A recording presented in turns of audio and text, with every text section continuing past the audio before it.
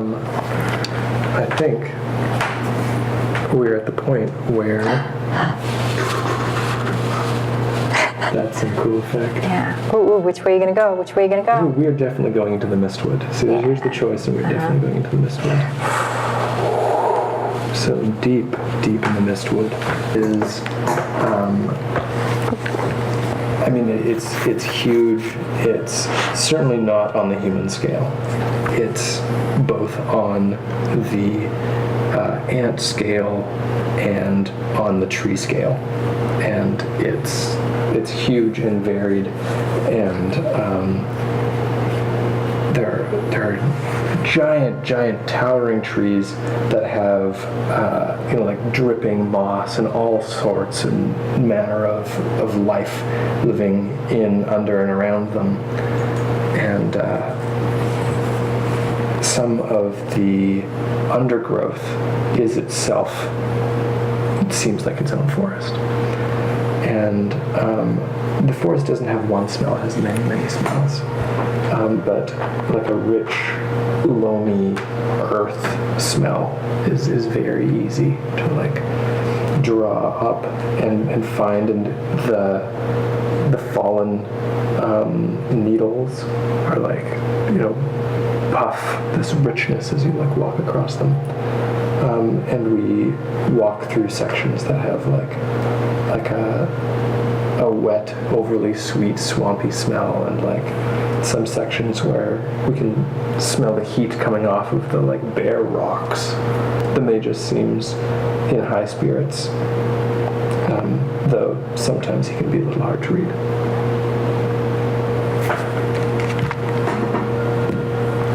Let's go hunting. What do we do for this part?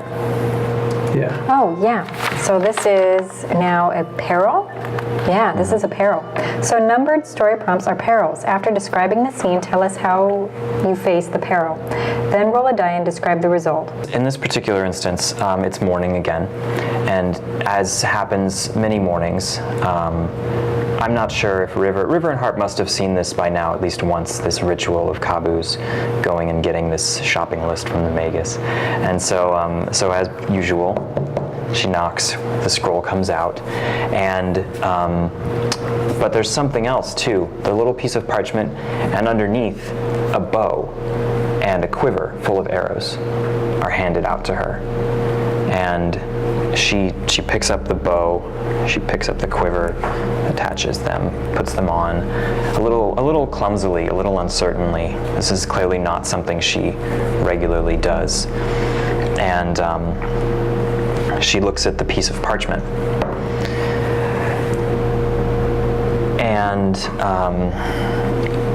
And she kind of, she nods, and then she turns and walks into the forest. And she walks for a while, and from time to time she stops and reads off a piece of spell paper that she has, which causes this sort of a trail of fireflies to suddenly kind of fly in and form like a line, leading her where she needs to go. And they kind of all flicker like that, and then every time she reads it, they kind of come back into alignment and flash their way down. So the fireflies lead her through grove and over glen and dale, etc., and until she gets to this really yucky swamp area. And inside the swamp mire are these massive carnivorous plants. They look like kind of Venus flytrap, except they have really big, scary teeth, like scary, nasty, bony teeth.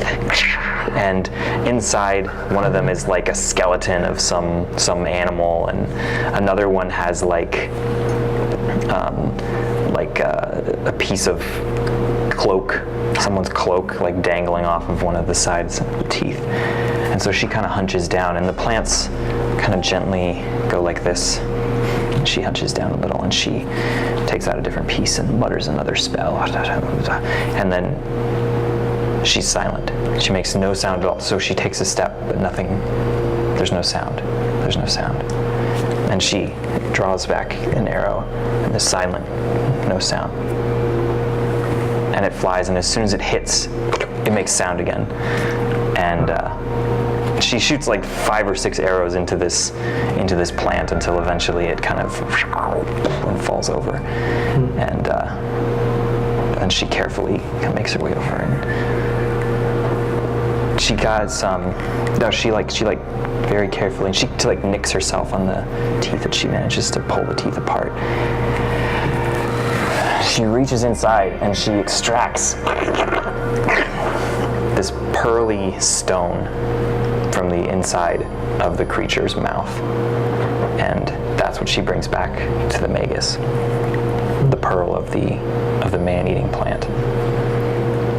And she gets another piece of spell text as her reward.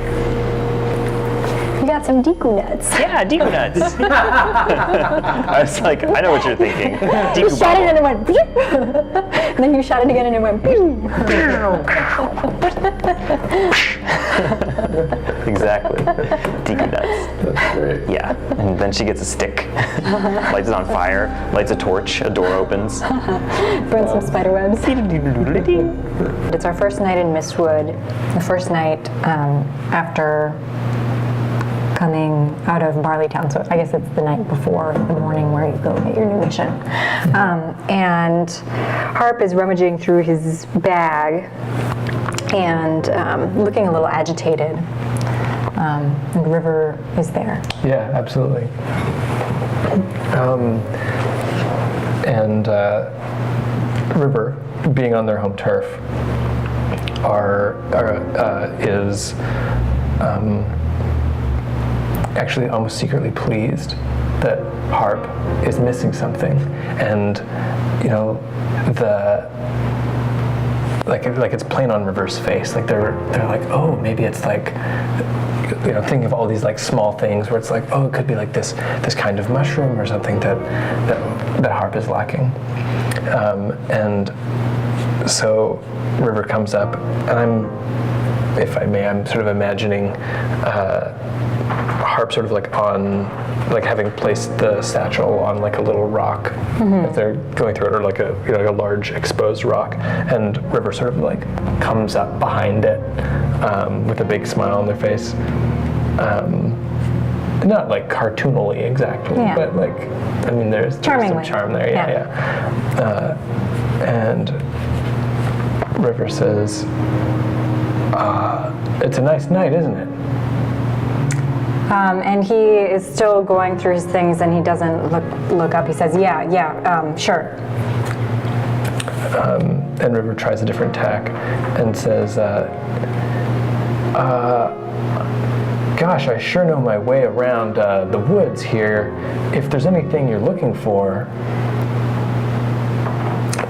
River, did you want something? Well, I mean, gosh, Harp, you're sort of, you're away in your own little world, half of the trip. I was just trying to make conversation. Maybe, I could help you find what you're looking for. I mean, you obviously pawing through that thing. I'm sorry, River. I shouldn't have gotten frustrated with you. I'm not frustrated with you. I left it in Barleytown. It's okay. I'll just get it by next way around. He kind of looks a little dejected and starts packing his bag back up. What was it that you lost? I mean, maybe it's something that could be replaced here in Mystwood. I mean, this is edible. There's River reaching up into the trees and pulling a clump of moss. And Harp now recognizes that River's trying to be very friendly and smiles. That's very kind of you, River. It's my daughter's bow, my daughter's ribbon. I've left it at Mathilda's. But tell me about this. And they go on to talk about the many different things you can find in Mystwood. Yeah. Have a night of bonding. Awesome. We're drinking like tea made out of that same moss while doing so. Yeah. Cool. you've gone hunting that morning, but it was for ingredients or baubles or something. Yeah. And what Harp had said previously has come to pass. Like, yes, we're out of food, or virtually out of food, except for like a handful of what won't get us through to the day. But River is in high spirits about this indeed. And so River is planning on going hunting, and says to Cabu, "Oh, I guess you're pretty good with that thing, hey? Carting it around?" I don't know if I would say that. Well, why don't you come along? At least you can maybe like scare something out of the brush. Okay, all right, sure. Are you hungry? Yeah. Yeah, that'll make you a better hunter. Okay, if you say so. What are we looking for anyway? Oh, and River's like stepping over a log, which is like not a step overable log to Cabu, and like pushing some boughs up that like shake and rain down like dried needles and like rather largish, like pine or like cones. Maybe it's not a pine tree, but cones of some kind that just like rain heavily down all around Cabu. Hey, watch it. Well, if we're lucky, we'll find a snorkery. A snorkery? Yeah. Oh, that's good eating. Snorkery. Sort of like a shaggy, and River, like indicates like a yay big, which is like. Much bigger than me. Yeah, like 3 of you lying down. Yeah. Sort of like a swamp beast. Oh. Yeah. Cool. I guess. I mean, best fermented, but it'll still be very fine if we smoke it. Great. Sounds great. So great. We're on the edge of some like swampy area.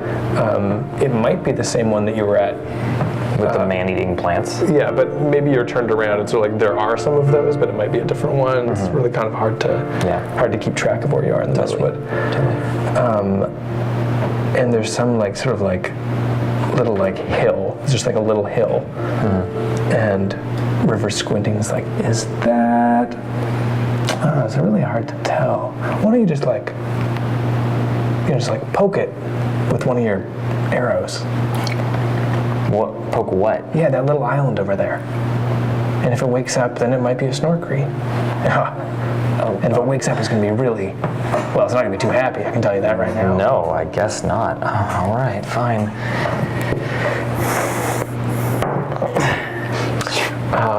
And instead of an island, it says come across the foxes. And so River, actually maybe, the island does like bellow and like rise up out of the water and is like absolutely like extremely upset, just like bellowing, and River like looks behind and then just grabs Cabu and like dives into the water and is just like says like breathe in or something like this in a big hurry, and just dives into the water, and just this like flow of these little fox beasts come like flying over, like flying out of the woods behind, and River's just like trying to get away from them as quickly as possible. I think Cabu is like turned around and is like hanging on your chest. Yeah, totally. Like it's big enough to like hold her entire body, so she's just kind of clinging to you while you're swimming. Yeah, absolutely. In the water. Yeah, which I mean I think is probably taking so much of Cabu's strength to just like hold on to my clothes as I'm like. Right, exactly. So I think like cut to us, like some amount of time later, looking like totally bedraggled, and like having lost several things and like whatever, and like panting heavily, like clearly having escaped. And River says, "Ready to get back at it?" Great cut. Perfect. Love it. We've already thrown so much stuff against the wall of our like collective story that it's really easy to just start like picking things off and reincorporating things and being like, oh yeah, you said we were going to run out of food, so now we're running out of food, so now it's time to go hunting. And like, since this isn't like actually a game about scarcity, there's not like something that happens because I rolled a die result that I then interpreted to mean that we didn't hunt and eat food. Instead, it was just like a fun, fruitful thing to be like, oh cool, let's have a flash of the foxes. This is what they are, the foxes are in this story or in this world. And go from there. Yeah, let's go. Let's move on. Let's go to... Slide it. You gotta slide it. I will. I'll slide it. Here we go. Thank you. She agrees.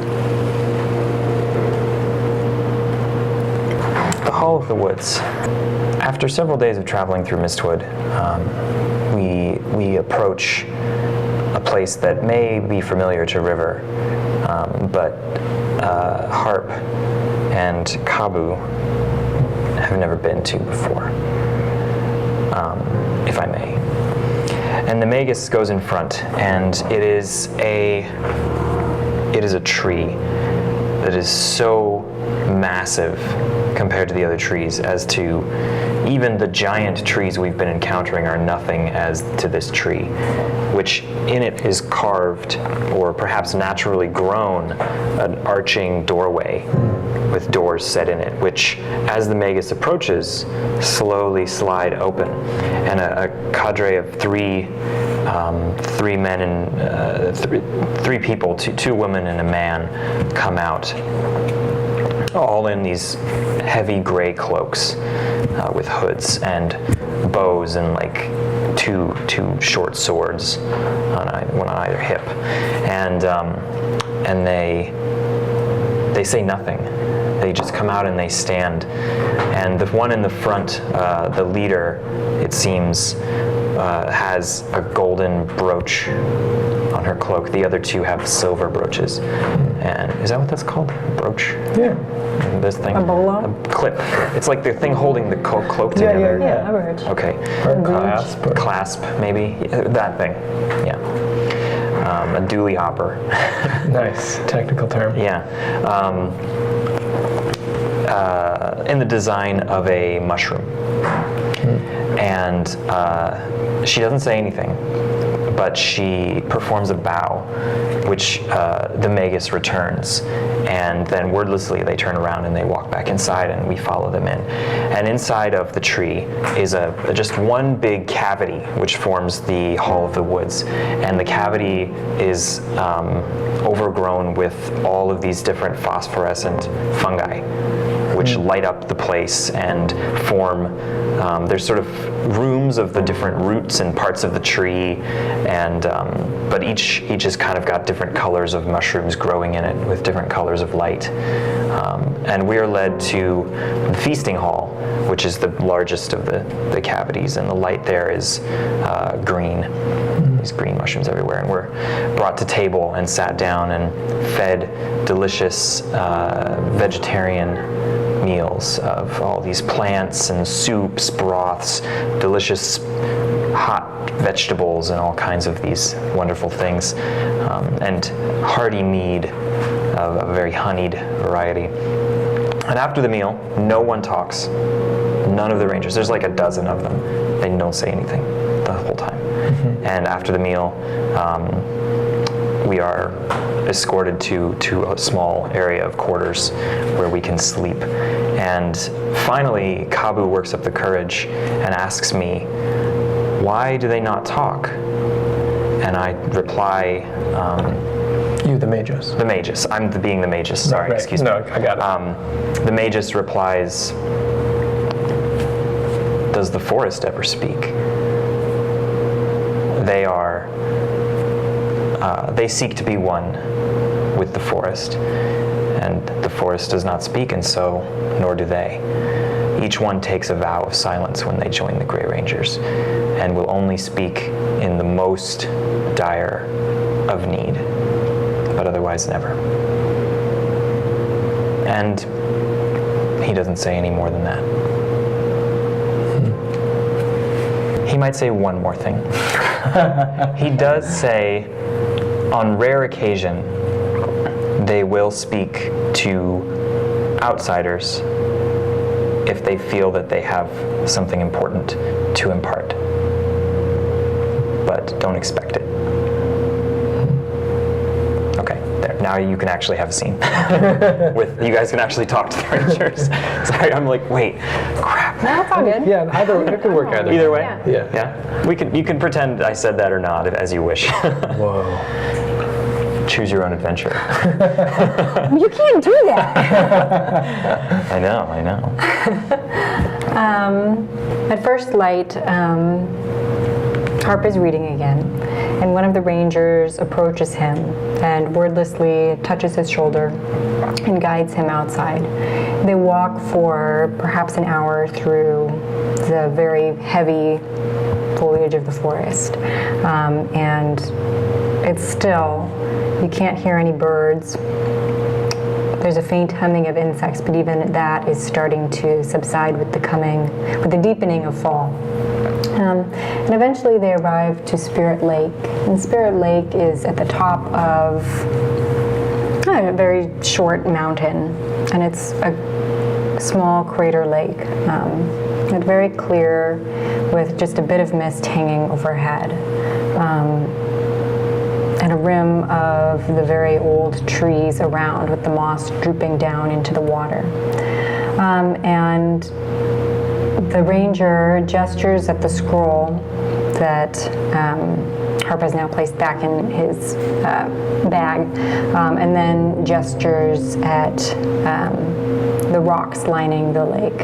And the rocks don't go all the way around the lake, but they're fairly uniform, and on each rock is depicted in pictures some scene from the year that rock was placed. And as Harp walks around the perimeter of the lake, he sees a recurring figure, and at first he's not sure what it represents. It's a sort of a four-pronged leaf with a circle around it. And finally, he sees that he recognizes it from the Magus's cloak. It is the icon on the back of his cloak, and he sees that the Magus has been here many, many times over the years. It seems like perhaps even for well over 100 years the Magus has come. And he also notices that whenever there's this emblem of the Magus, there's turmoil slightly after that follows in his wake. Which one are you on? Oh, I'm on the hall. Why we must stay. The tree that the hall is within is massive, absolutely massive. It's not just the one floor. There are actually, it goes up a little bit. And apparently it goes down also quite a ways. Some evening, we actually may have been here for a little while. Like, not like some huge number, but like this is like day 4 or something like that of just being at the hall. I think River's had quite a lot of the honeyed mead. And this is like sort of finds Harp reading his same like group of scrolls in the evening. Like maybe he's sort of like winding down as we know about him. And River comes up and is like, "You're just reading the same things over and over. What, you don't want to like go to the library or something? They've got like all this stuff to read here. Come on. Come on." He reluctantly closes it up and goes along with River. I didn't take you for much of a reader. Oh, I'm not a reader. And they're working their way down these like very large stairs that are like broad, and they don't step down very far, but they're certainly large enough that River is not being like compacted down. River's shaking their head and saying, I mean, you want stories. These frickin' rangers, you know, they're with their vow of silence, like, oh, the forest never speaks. Do you know what? That is the biggest load of, what did I call that monster before? Snorkel, I think. Or snorkel or something? Snorkel? Yeah, something like that. Yeah. We can check the footage. Maybe River like messes up even a little, like trips on the pronunciation of that thing, like snorkel soil you ever heard. I mean, every tree, and like turns to Harp with the like weight of this truth. Yeah. It's like every tree has a dozen tails. They're winding all through the soil. It's the vow of silence. Just sit in the woods for a minute and you'll understand that's all ridiculous. But you like words, and that's fine with me. And you know, if I can be a footnote or something at some point in one of your tales, that would be great. And Harp laughs and sort of pats the lower portion of River's arm as it's hanging down. Yeah. It says, River, I'm by the end of this, if we ever get to Umbra, I'm sure you'll be more than a footnote. Well, and River doesn't say any more than just that little well, but it's obvious that it's like, oh wow, I've made an impression on the famous Harp. This is rather exciting. It's just like beaming off of them. Anyway, says River, it's not too much farther. It's just down these stairs, and they like trump down. Cool. Aww. Yeah. If I may, Harp and River find the library, and Harp does find some things there of interest. And then River goes off somewhere else to do some other thing. Sure, totally. You're not there. Yeah, that's fine. But Kabu comes and finds Harp in the library. And she, this is maybe the first time in a while that she's actually been able to just get Harp by himself to talk to. Has she been trying to get Harp by himself to talk to? I don't think intentionally. Yeah. No, I think she hasn't actually been actively, but she notices that, oh hey, there's nobody else here, and I'm reminded, oh, by the way, I meant to tell you this thing. And so she kind of approaches you and interrupts you, and you're reading some kind of text from the Rangers, maybe a scroll or a book or something. But she kind of tugs at your, doesn't tug at your sleeve. She's not like a little kid. She just sort of, she's Harp, excuse me. Yes, come on. Can I help you? Yeah, I wanted to ask you something. Certainly. He closes his book with a bookmark. When we were in Barleytown, I was at Swine Hill, and she explains to you the magical scrying vision that she had. And she says then, kind of concludes with, well, it was different than what you said about the battles, right? It was different. Well, and he goes on this long explanation of how there's many different battles that happened during the war, and many people have different interpretations of what happened. And then he asks, and where do you think your story came from, the story that you got from your scrying? When something happens in a place, something powerful, the memory of that thing goes into the land where it was and becomes part of the magic of that place. And so it's like a painting. It's like a live, moving painting of what was once there. And if you know how to look at the painting, then you can see it. You can see it move in front of you.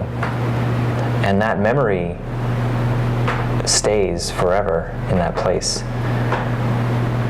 And I think that there must have been this memory from when the battle happened that I could see.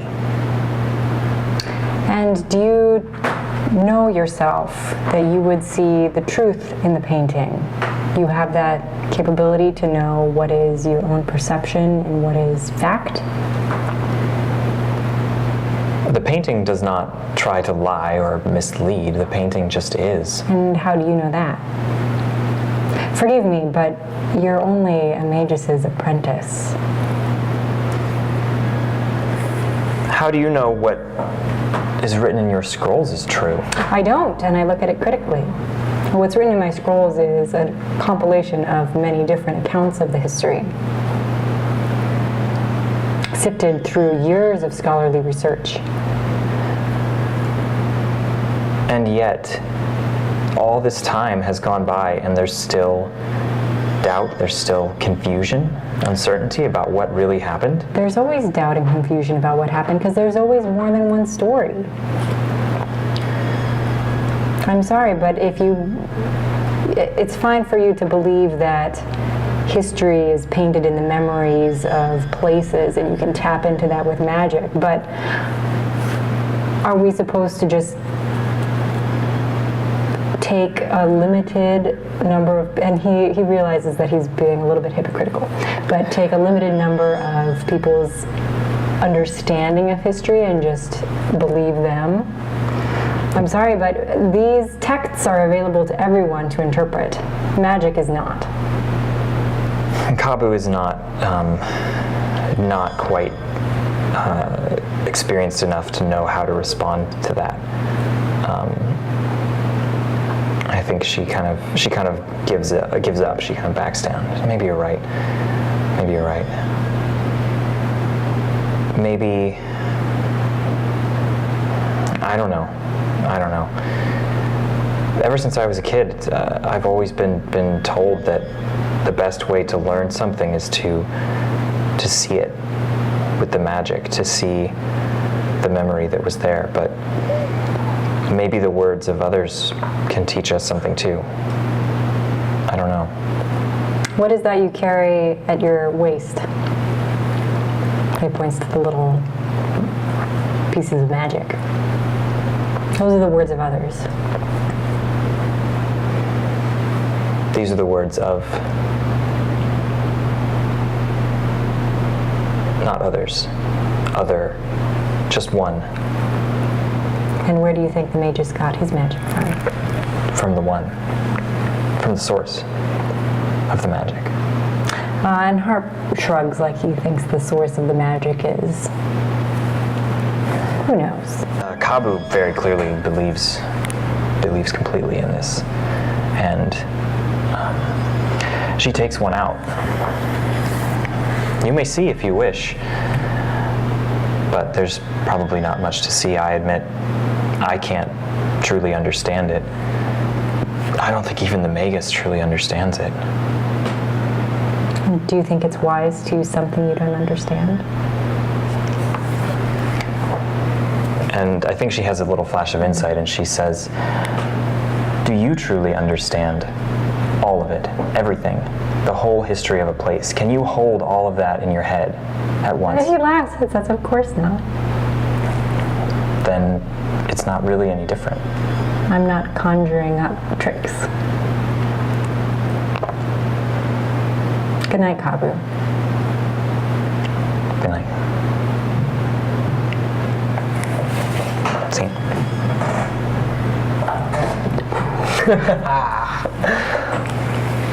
Kabu is very young and inexperienced, and I think that Harp recognizes that with Kabu's inexperience, of course, she's not going to be as thoughtful and understanding and deep as Harp is. But at the same time, I think that Harp is a little frustrated that, here's this whippersnapper who's real close to the Magus and thinking that she knows everything. As a player, I feel good because that's what I wanted. I think my character felt a lot more conflicted. I think she's still really struggling to understand this kind of way of life that she's been taught by the Magus since she was a kid, and how that conflicts with the very different attitude that Harp brings to the situation, and like she wants to argue with him, but she can't figure out how, and she's not even sure that she's right. So it kind of feels like a very difficult situation that she hasn't been put in before. I want to fill in why we must stay. Let's hear it. Yeah. So I get the impression that we're about to leave. Is that is that the feeling that we had, that you were probably going to do that on your turn? Yeah. Okay. So I think we're arranged outside. The Magus has appeared from the doors of the hall and is sort of exchanging that like bowing thing that you described earlier with the three rangers of highest station. Though one of the ones with the silver clasp is sort of like is showing a lot of emotion around the edges of their like very straightforward sort of countenance, and it's abundantly clear that the Magus has slept well, looks very much refreshed. It has clearly gained a lot through the stay here at the Hall of the Woods. And as we sort of like pan back, the hall itself doesn't look that good. The bark has sort of like a grayish tinge to it, and the leaves, though they're still about the same color, they don't sort of like let the sunlight through them in like this glowing, vibrant way that sort of like stood out to us when we first came up. All in all, it seems a bit of a shadow of what it was. And the Magus is smiling and, ushers us all off to be under and on our way. Yeah. Nice.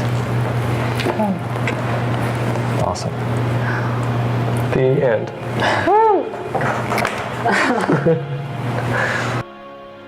I think tensions are going to just get a little tighter between Harp and Kabu, and I hope that Harp and River come closer as friends.